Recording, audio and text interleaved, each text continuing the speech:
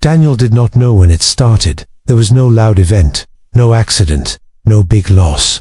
It was something quiet, almost invisible, a feeling that something about his life was slightly off. He would wake up in the morning and look at his room. The walls were the same, the bed was the same, the light through the window was the same, but something felt different. It felt as if he was watching his life from a small distance, as if he was inside it, and yet not fully inside it. At work, he spoke to people and smiled. He answered emails, attended meetings, nodded at the right moments. But sometimes, in the middle of a conversation, a strange thought would appear. Who is the one speaking right now? The question would vanish as quickly as it came. Still, it left a mark. At night, when everything was quiet, the feeling became stronger. He would sit alone, the lights dim, the world silent, and he would sense something behind the noise of his thoughts, a stillness, a space. It felt larger than his body, larger than his name. One evening, as rain tapped softly against the window, Daniel asked a question that changed everything.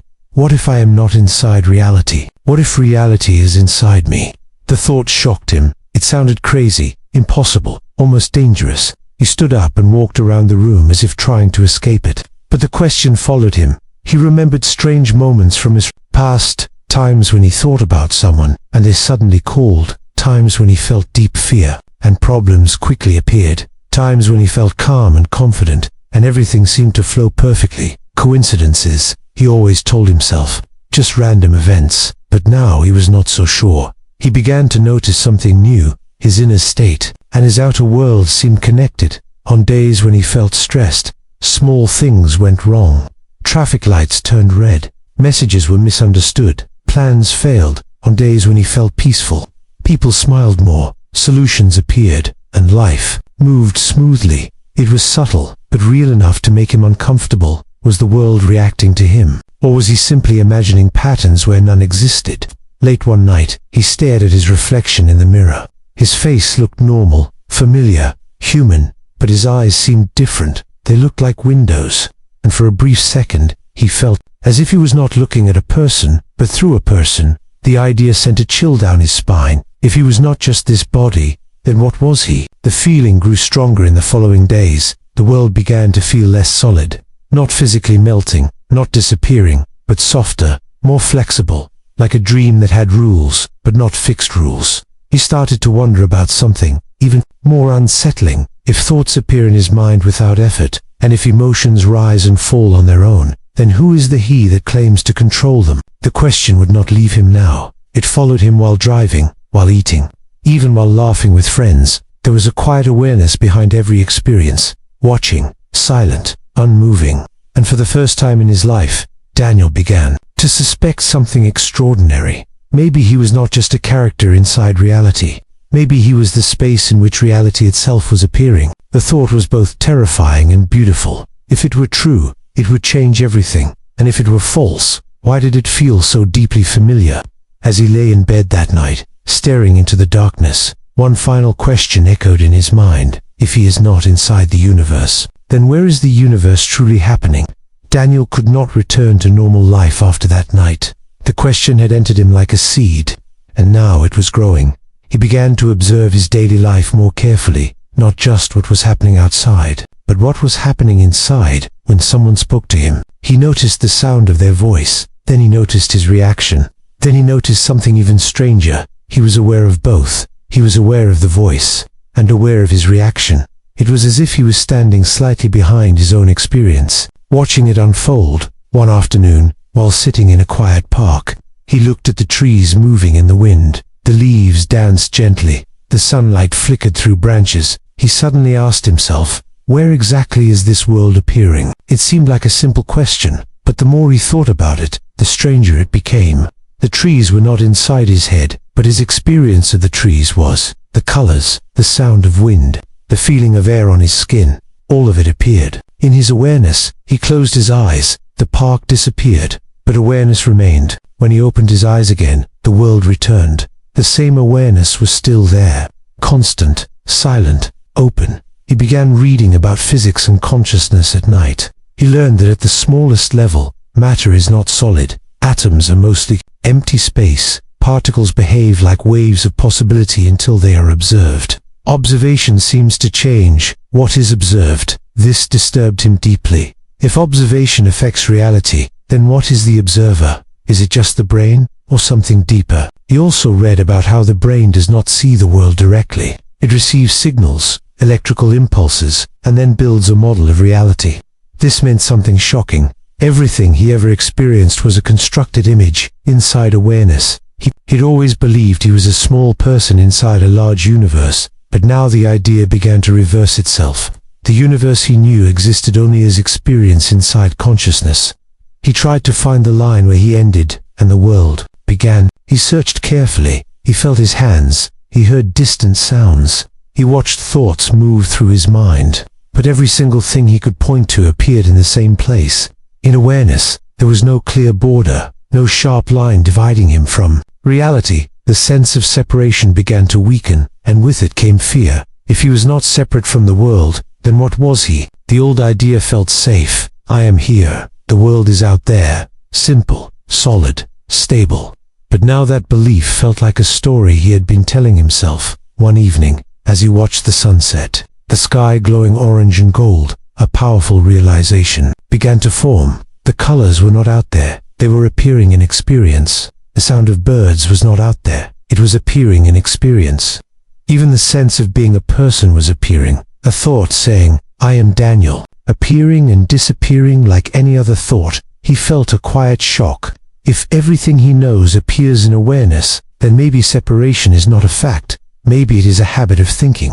A mental pattern learned since childhood. The idea both amazed and unsettled him, because if separation is an illusion, then the world is not something he is trapped inside. It is something happening within the same field of awareness that he calls me. As the sun slowly disappeared below the horizon, Daniel sat very still. The wind touched his face. The sounds of the city moved around him. Thoughts came and went, but awareness remained unchanged. And for the first time, he truly wondered, if there is no clear boundary between him and reality, then who is the observer? And what is this field in which everything appears? Daniel could no longer ignore the strange questions that kept returning. Every morning, he woke up with the same uneasy feeling, as if something he had trusted for his whole life was quietly shifting.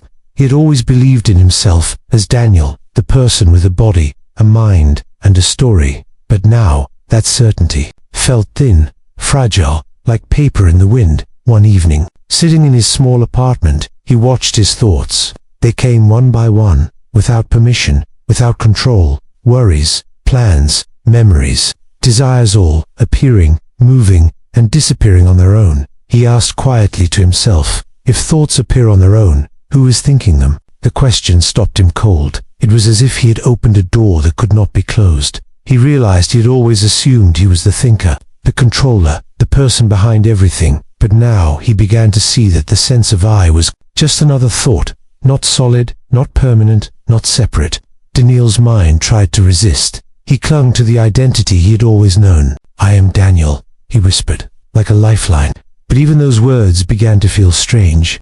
They seemed small compared to the vastness of awareness he had been noticing. For the first time, fear appeared in a new way. Not fear of death, not fear of loss, but fear of losing the self he had always depended on. It felt like standing on the edge of a cliff, staring into an abyss, and yet, at the same time, there was a strange sense of curiosity, a question that was bigger than fear. If the ego is not real, then what remains? Daniel began observing his emotions in the same way he had watched his thoughts. Anger arose, then disappeared. Joy arose, then disappeared. Sadness, anxiety, even love. Everything moved like waves on the surface of a still ocean. The ocean, he realized, was awareness itself, and the waves the thoughts, the feelings, the stories. They were only passing phenomena. For the first time, he glimpsed the possibility that the self he had believed in, the identity he carried like a shield, was not the foundation of life. It was not the center of reality. It was a temporary pattern, appearing and disappearing. Daniel felt a mix of amazement and terror. His world had not changed, yet everything had shifted. Even the simplest things, breathing, walking, hearing, sounds, felt different. They were no longer just ordinary actions. They were experiences arising in awareness. He began to realize that trying to hold on to the ego, to control life through it, was like trying to hold water in his hands. The more he tried, the more it slipped away. The more he tried, the more it slipped away, but instead of panic, a quiet clarity began to emerge.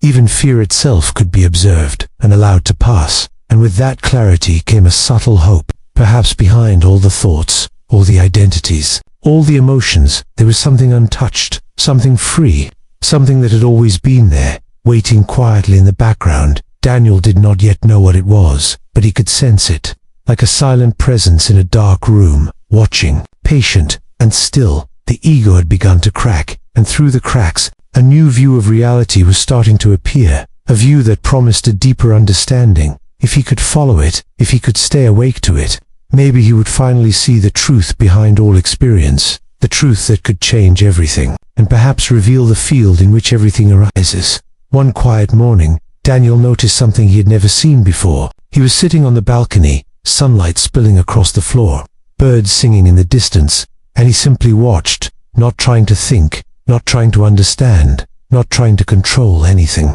He noticed thoughts appearing and disappearing, like clouds drifting across the sky. Emotions rose and fell like waves in a calm ocean.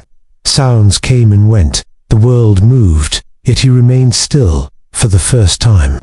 He saw clearly that all experience, every sight, every sound, every feeling was appearing within something larger, something constant, quiet, and open. It was awareness itself. The realization hit him slowly, gently, but with enormous force. He was not the waves, he was the ocean. He was not the thoughts, he was the space in which thoughts appear. He was not the emotions, he was the field in which emotions arise and dissolve.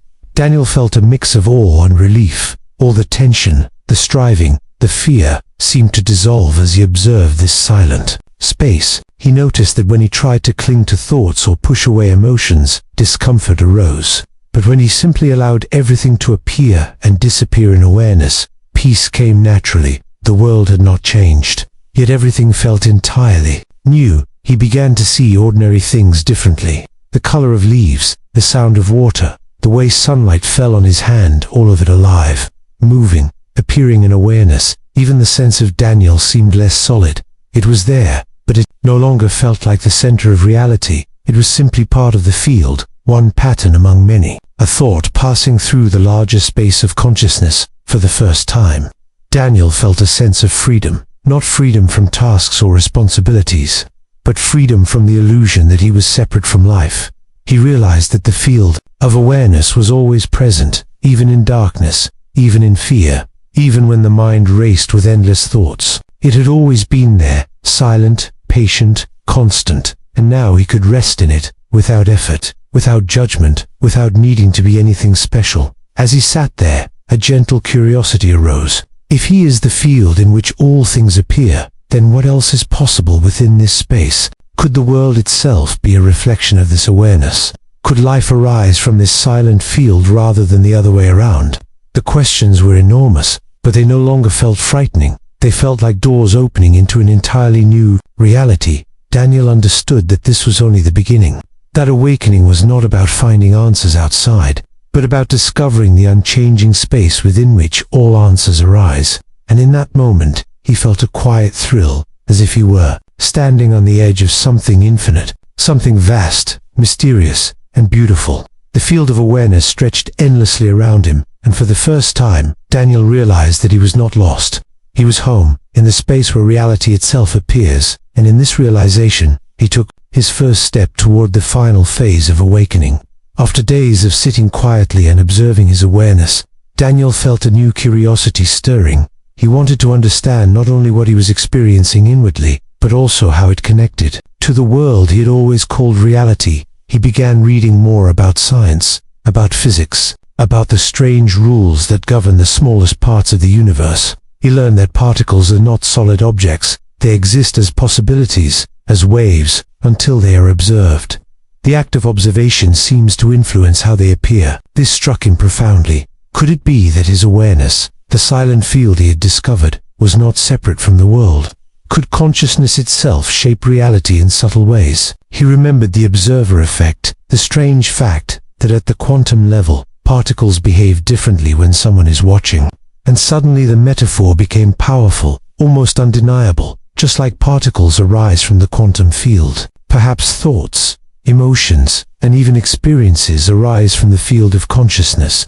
The boundary between science and spirituality began to blur. The line between matter and mind felt thinner, softer, almost invisible. Daniel realized that reality may not be made only of solid objects. It may be made of information, energy, and awareness. He thought about the brain, the body, and everything. He had once called himself. Perhaps he was not the thinker, the experiencer, or the body. Perhaps the brain itself was appearing inside consciousness. Rather than consciousness being inside the brain, the implications were vast, almost dizzying. If this were true, every experience, every sound, every sight, every thought was arising in the same field he had been quietly observing. The feeling of separation he had carried all his life began to feel unnecessary. Even fear, worry, and desire were patterns appearing in the field. He could notice them, allow them to arise, and allow them to dissolve. The world was not something outside him, something to control, fight, or chase. It was a mirror, a reflection, an expression of the field itself. Daniel began to feel awe at the simplicity and vastness of existence. Awe at the way life unfolds effortlessly within the field. He could see that science was pointing to the same truth that his own awareness had been showing him. The universe was alive, fluid, and intimately connected to him, and he was not a separate observer. He was the field in which the universe itself was arising. The realization was both humbling and liberating. It was as if he had been looking at life through a keyhole his whole life. And now the door had opened wide. Everything was connected. Everything was one. And in this merging of science and consciousness, Daniel sensed the next step, the step into the final phase of awakening, where understanding would no longer be intellectual, but fully lived, fully felt, fully realized, where the quiet field of awareness he had discovered would become the foundation of everything he knows and everything he thought he was. Daniel no longer tried to control life, no longer clung to the identity he had once called himself. He had seen the ego begin to crack, and through its fractures, a larger truth had begun to appear. He understood now that he was not a small person inside a vast universe. He was the field in which all things appear. He was the space in which thoughts, emotions, and experiences rise and fall. The fear he once felt dissolved, not because problems disappeared, but because he realized there was nothing to fear. The field itself could not be harmed, could not be lost, could not be shaken.